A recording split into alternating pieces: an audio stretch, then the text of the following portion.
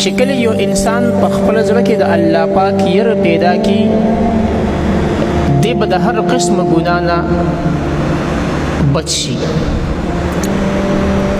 چې تر کومې پورې مونږ تاسو خپل زړه کې د الله پاک یره نه پیدا کړی، مونږ تاسو د ګناه د کار نه نشو بچ کېدی.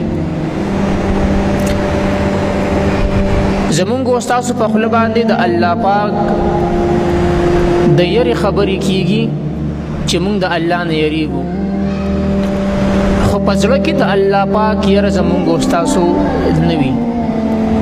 په دې بنیاد زمونږ د ګناهونه کیږي.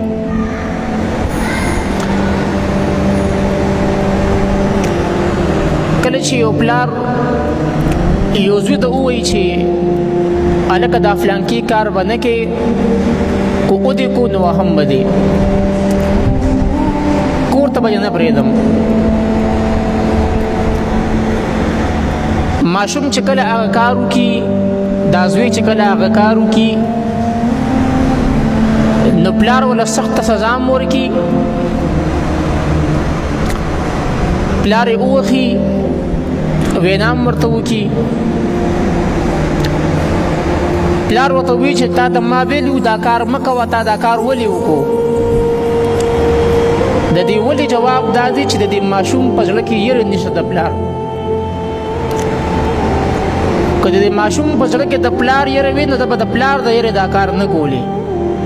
اصل وجه دا ده چې زمونږ ستاسو په زړه کې د الله پاک یره نشته. کو زمونږ په زړه کې یره راله، هر د ګناه کار به زمونږ ستاسو نه پاتې شي، د ګناه د کار کولو جرأت به زمونږ ستاسو نه کېږي. نو زمونږ د علماء کرام یو مثال ورکوي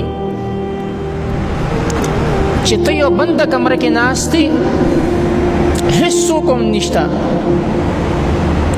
بس صرف ته او یو د سره یو زنانه ده،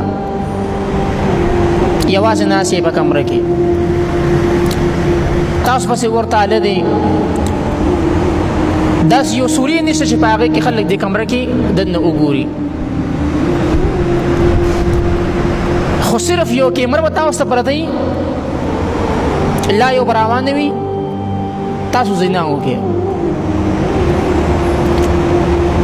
دغه جینۍ او هلک به جرأت نشي کولی چې هغې دې زنا وکړي، حالانکې کمره کې هېڅوک هم نشته، صرف یو کیمره لګېدلې ده.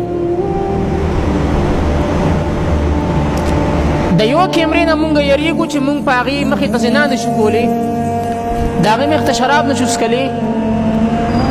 زنا او شراب خو ډېره غټه خبره ده، د هغې مخې ته کنځل